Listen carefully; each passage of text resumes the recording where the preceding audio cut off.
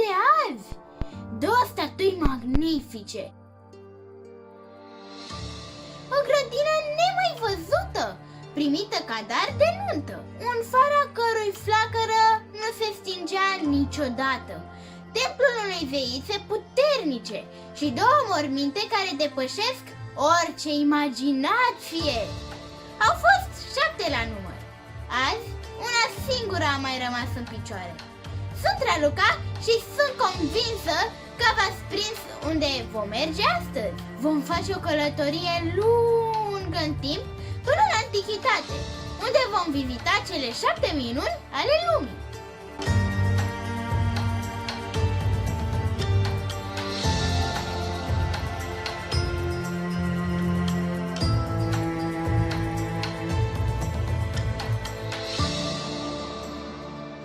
Alexandru cel Mare devenise stăpânul întregii lumi, iar datorită lui, grecii aveau o șansă pe care alte popoare nu o aveau. Puteau să călătorească peste granițele lor, să cunoască lumea și să povestească tuturor ceea ce vedeau. Poetul Antipater din Sidon a fost cel care a conceput lista celebră a celor 7 minuni construite de om. De ce 7? Ei bine, cu siguranță ar fi fost mult mai multe, însă a trebuit să se rezume la 7, acest număr având o importanță deosebită în mitologia greacă. Așa că, pe baza observațiilor proprii și ale altor călători, Antipater s-a apucat de treabă. Marea piramidă din Giza, cea mai veche minune a lumii antice și singura care mai există și astăzi, a fost construită cam în anii 2550 înainte de Hristos. Deci acum are mai bine de 4500 de ani! Și încă omenirea nu a găsit un răspuns clar la întrebarea: cum a fost construită această piramidă? Se știe doar că șantierul a durat 20 de ani și că pentru realizarea piramidei au fost necesare bucăți imense de calcar și granit. Nu se știe însă cum au fost cărate acele pietroie acum 4000 de ani, când nu existau mașinăriile inginerești care există astăzi.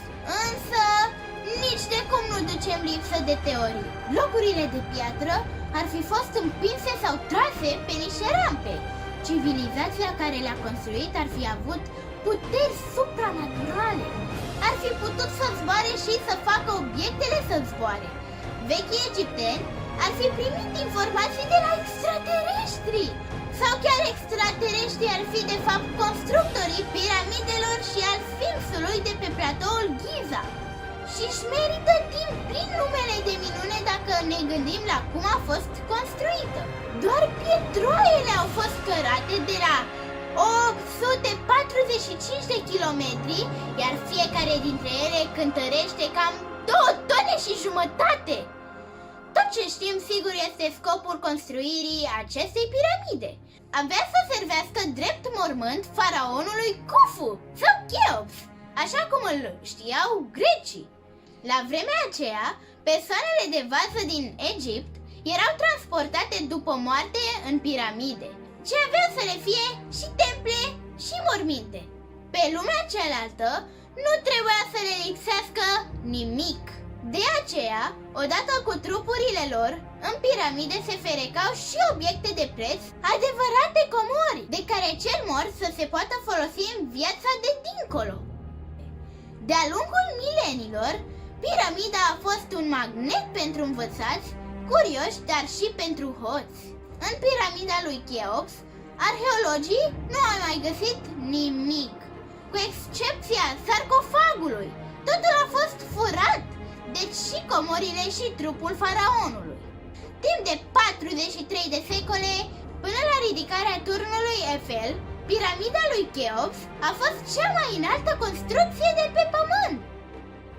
Dacă vă hotărâți să faceți o excursie în Egipt, e musai să vă opriți și pe platoul din Giza, unde pe lângă Marea Piramidă veți admira alte două mai mici și incredibilul sfinx cu corp de leu și cap de om.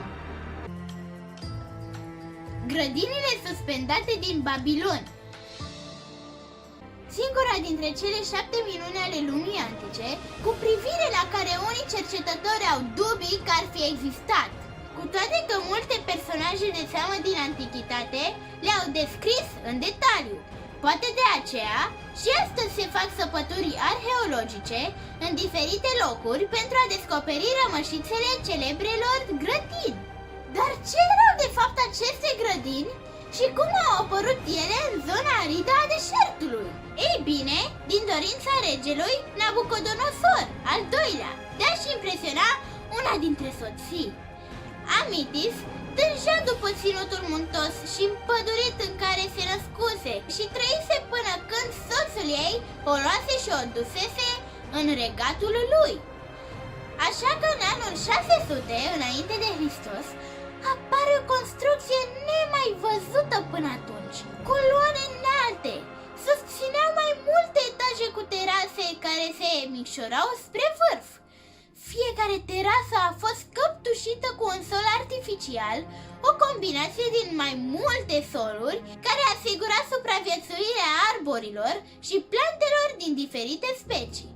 Ok, au plantat de toate, dar cum le udau? Trebuie să ținem cont că suntem în deșert. Diodor descria 3 coloane goale care porneau de la vârful până la baza grădinilor.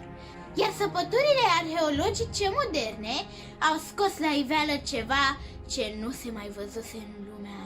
3 tuburi similare cu cele descrise, care ar fi putut face parte dintr-o instalație hidraulică prin care se iriga fiecare terasă în parte. Tot în zona respectivă s-au găsit și ruine ce ar putea aparține fundației pe care erau așezate grădinile. Deci, e foarte probabil să fie existat și acestea, chiar dacă dovezile nu sunt atât de evidente ca în celelalte cazuri. Templul zeiței Artemis din Efes.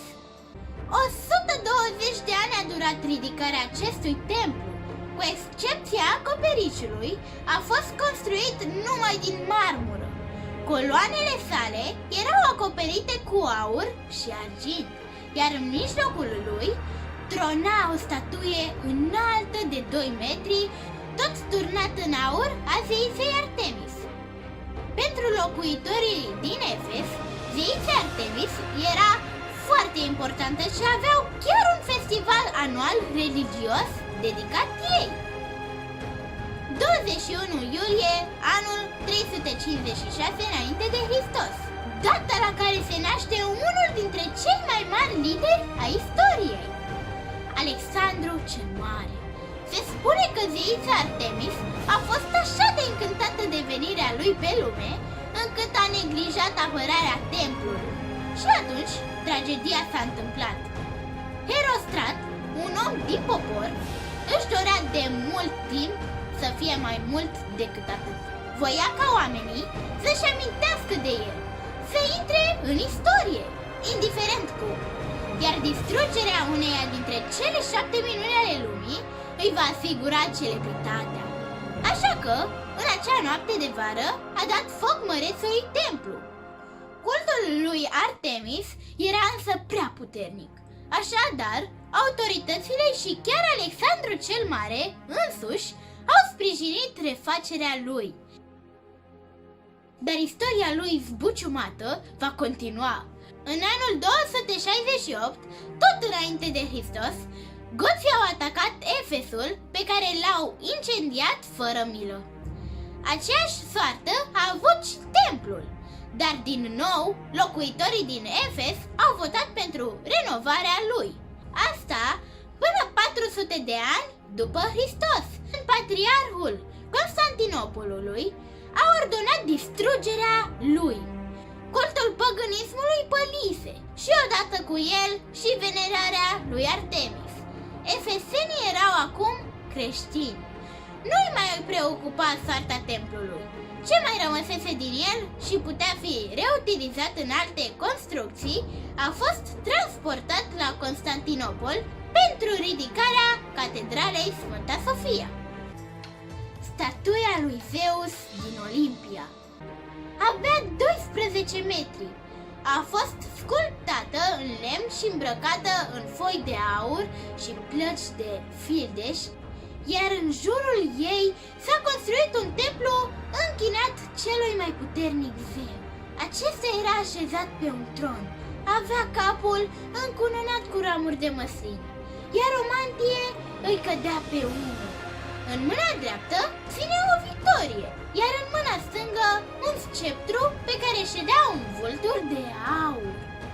În fața lui exista un fel de piscină plină cu un ulei necesar pentru întreținerea statuii. În același timp, bazinul crea un efect vizual foarte puternic.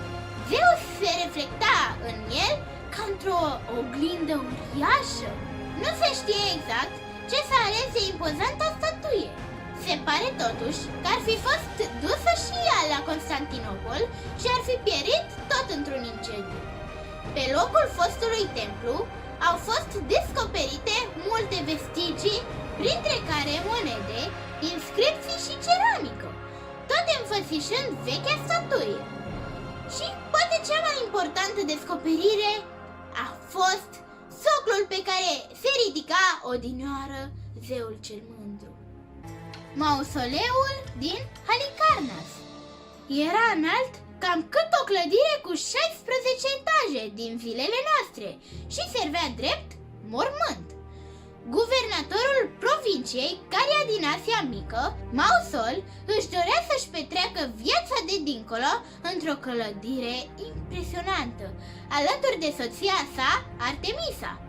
Era îndrăgostit de arhitectura grecească, așa că a organizat un concurs la care s-au prezentat mai mulți arhitecți eleni. Pe lângă confortul propriu din viața veșnică, Mausol își dorea să lase moștenire regiunii pe care o conducea un monument cu care să se mândrească. Din păcate, a murit înainte de a-și realiza visul. Lucrările au fost continuate sub îndrumarea Artemisei, care a construit în interiorul monumentului două statui impunătoare, a soțului și a ei. Nici ea nu a reușit să vadă opera finalizată. A murit la doar 2 ani după Mausol. Dar lucrările au continuat. Pentru gloria lor, arhitecții au dus la bun sfârșit impresionantul mormânt, indiferent de cei care au călcat acel ținut, și nu au fost puțini.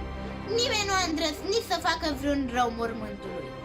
Toți au purtat un uriaș respect, iar de atunci toate clădirile cu rol de mormânt au luat denumirea de mausoleu în cinstea lui Mausol. Mausoleul din Halicarnas a rămas în picioare până în secolul al XII-lea, când un cutremur foarte puternic l-a pus la pământ. Rămășițele lui pot fi admirate și azi în apropierea stațiunii turistice Bodrum din Turcia. Colosul din Rhodos a fost construit în 12 ani și era înalt de 33 de metri. Îl cinstea pe Helios, zeul soarelui, iar forma lui fusese lucrată în bronz, fier și piatră. În fiecare dimineață, soarele se reflecta în părțile de bronz ale statuii, făcând zeul să strălucească într-un mod nemaipomenit. Helios era așezat la intrarea în port și întâmpina toate navele care soseau, trecând pe sub picioarele lui. 56 de ani a străjuit colosul intrarea pe insulă, până când un mare cutremur i-a frânt piciorul de la genunchi. A rămas pe locul unde a căzut timp de 900 de ani, în care trecătorii puteau să-i admire rămășițele, până când arabii au cucerit insula și au vândut ruinele unui evreu care le-ar fi transportat, nu se știa unde, pe spinările a 900 de cămile. Se spune că sculptorul francez Auguste Bartholdi ar fi recunoscut că statuia lui Helios din Rhodos le-ar fi inspirat foarte mult în realizarea celebrei statui a libertății aflate acum la New York. Farul din Alexandria avea cam 130 de metri, un adevărat zgârie nori. Era gol pe dinăuntru, iar din interiorul lui ieșeau flăcări care nu se stingeau niciodată. A fost construit în secolul al III-lea înainte de Hristos, în insula Faros din Egipt. Inițial era doar un simbol al portului, dar cu timpul a devenit un reper de o importanță majoră în navigație. Nici până în ziua de azi nu s-a mai construit unul la fel de înalt. Din păcate, și farul din Alexandria, care a dăinuit timp de aproape 2 milenii, a fost răpus tot de 2 mari cutremure din anii 1300. Azi se mai păstrează doar partea inferioară, care se află sub protecție UNESCO. Acestea au fost cele 7 minuni ale lumii antice, dar lucrurile nu se opresc aici, pentru că, într-unul din episoadele viitoare, vom vorbi și despre minunile lumii moderne. Până atunci însă, nu uitați de like,